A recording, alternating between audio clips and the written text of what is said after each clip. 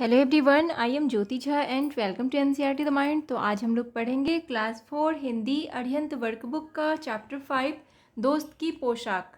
तो चलिए पढ़ना स्टार्ट करते हैं। आप भी अपना वर्कबुक निकालिए और मेरे साथ साथ बनाना स्टार्ट कीजिए। दोस्त की पोशाक, आज हम लोग अरिहंत का वर्कबुक बना रहे हैं। पाठ आधारित प्रश्न, यानी कि जो आपने चैप्टर में पढ़ा है उसी पे आधारित प्रश्न है, तो उसे सॉल्व करना है। उचित विकल्प पर सही का निशान लगाइए। नसीरुद्दीन किससे मिलकर बड़े खुश हुए? तो किससे मिलकर खुश हुए थे? पड़ोसी से, भाई से, पुराने मित्र से या बेटे से? तो पुराने मित्र से मिलकर बहुत खुश हुए थे। टिक लगा देंगे। जमाल साहब की पोशाक कैसी थी? भड़कीली, गंदी, सुंदर या मामूली? कैसी थी जमाल साहब की पोशाक? तो मामूली थी। ठीक है। उसके बाद तीसरा है कि नसीरुद्दीन और जमाल साहब कहाँ घूमने गए? कहाँ गए थे? मोहल्ले में, चिड़ियाघर, बाजार या खेत में? तो मोहल्ले में घूमने गए, इसमें टिक लगाएंगे। जमाल साहब ने जो अचकन पहनी थी वह वास्तव में किसकी थी? तो जमाल साहब की, पड़ोसी की, नसीरुद्दीन की या फिर हुसैन साहब की? तो किसकी थी? नसीरुद्दीन की। तो इसमें टिक लगा देंगे।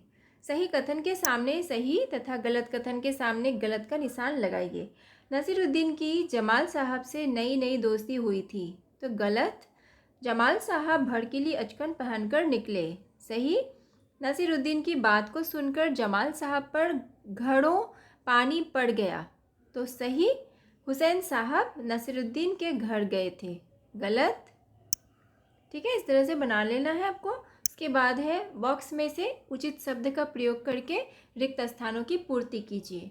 तो बॉक्स में दिया गया है, इसमें जो सही शब्द है उसे चुनकर आपको रिक्त स्थान की पूर्ति करना है। जमाल साहब ने मोहल्ले में घूमने से मना कर दिया। ठीक है। नसीरुद्दीन की जमाल साहब से कई सालों बाद मुलाकात हुई थी। तुम्हारा पड़ोसी सोच रहा होगा कि मेरे पास अपने कपड़े हैं ही नहीं, पोशाक के बारे में ना कहना ही अच्छा है। रेखाएं खींचकर दोनों ओर के शब्दों का सही मिलान कीजिए। ठीक है, तो रेखा खींच के और मिलान करना है। पोशाक की बात कहे बिना काम नहीं चलता, इसके साथ में मैच करेंगे। ये है मेरे खास दोस्त जमाल साहब। चलो दोस्त मोहल्ले में घूम आए। तुम्हारी कैसी अकल है? ठीक है, इसके साथ में तुमने जैसा चाहा मैंने वैसा किया, इसके साथ में। ठीक है, इस तरह से मैचिंग कर देंगे। अब नसीरुद्दीन उन्हें हुसैन साहब से मिलवाने ले गए। हुसैन साहब ने गर्मजोशी से उनका स्वागत सत्कार किया।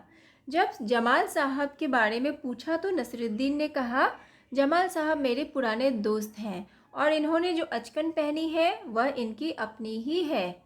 जमाल साहब फिर नाराज हो गए, बाहर आकर बोले, झूठ बोलने को किसने कहा था तुमसे? ठीक है। अब देखिए क्वेश्चन है कि पहली पंक्ति में उन्हें शब्द का प्रयोग किसके लिए किया गया है? तो किसके लिए किया गया है? जमाल साहब के लिए। हुसैन साहब ने किसका किस प्रकार से स्वागत किया? तो जमाल साहब का गर्मजोशी से स्वागत किया। जमाल साहब के बारे में किसने किससे पूछा? तो हुसैन साहब ने नसीरुद्दीन से पूछा। जमाल साहब किसकी बात सुनकर नाराज हुए? नसीरुद्दीन की बात सुनकर। गद्यांश में झूठ बोलने का आरोप कौन और किस पर लगा रहा है? ठीक है, तो देखिए जमाल साहब नसीरुद्दीन पर आरोप लगा रहे हैं। उसके बाद है अति लघु उत्तरीय प्रश्न।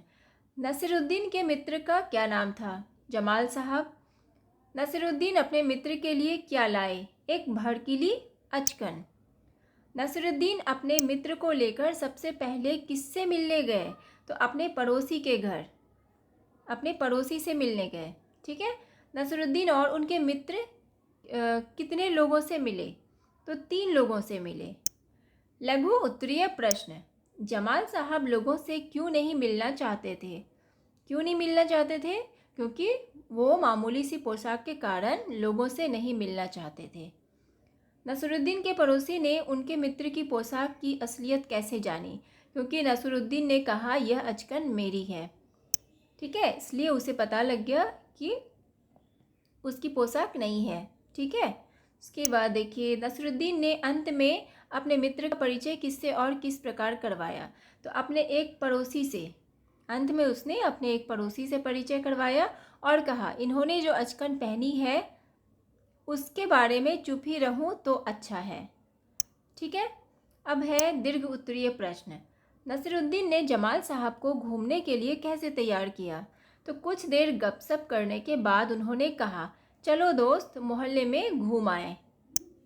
नसरुद्दीन दूसरी बार अपने मित्र के साथ कहाँ गए और उन्होंने वहाँ उनका परिचय किस प्रकार करवाया?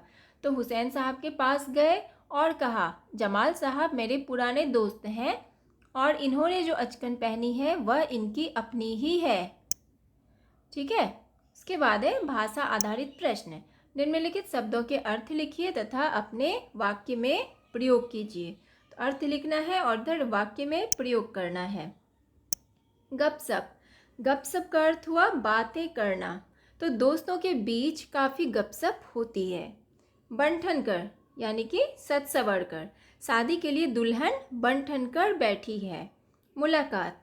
मुलाकात मीन्स भेंट होना। तो मुझे मेरे मित्र से बहुत दिनों बाद मुलाकात हुई। स्वागत। स्वागत का अर्थ हुआ अभिवादन करना।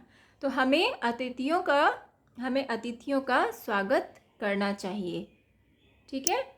निम्नलिखित वाक्यों में से संज्ञा और क्रिया शब्द छांटकर लिखिए। तो देखिए, यहाँ पर वाक्य है, इसमें से आपको संज्ञा और क्रिया शब्द छांटना है। मोहल्ले में घूम आए, तो इसमें संज्ञा क्या हो गया? मोहल्ला। और घूम आए क्रिया। जमाल साहब ने जाने से मना कर दिया, तो जमाल साहब संज्ञा, मना कर दिया क्रिया। गपशप होने लगी, गपशप संज्ञा, होने लगी क्रिया। गलती हो गई, गलती संज्ञा और हो गई क्रिया। पाठ के आसपास। मैं अपना परिचय अपने पुराने दोस्त से करवा दूं। यह है जमाल साहब और इन्होंने जो अचकन पहनी है उसके बारे में मैं चुप ही रहूं तो अच्छा है। नसरुद्दीन ने अंत में अपने एक अन्य पड़ोसी को जमाल साहब का परिचय इस प्रकार दिया था। उस पड़ोसी से दूर हटने के बाद जमाल साहब और नसरुद्दीन के बीच क्या बातचीत हुई होगी, सोचकर लिखिए। तो देखिए, इसे आपको सोचकर लिखना है कि क्या बातचीत हुई होगी जब उसने पड़ोसी से जब बात की लास्ट टाइम। उसके बाद जब वो दोनों आपस में बात किए, जमाल साहब और नसरुद्दीन, तो उन्होंने क्या बातें की होगी। ठीक है। तो ये आपको खुद सोच के लिखना है। ठीक है। तो आपका ये वर्कबुक कंप्लीट हो चुका है। तो कैसा लगा आपको पढ़ के, मुझे ज़रूर बताइए।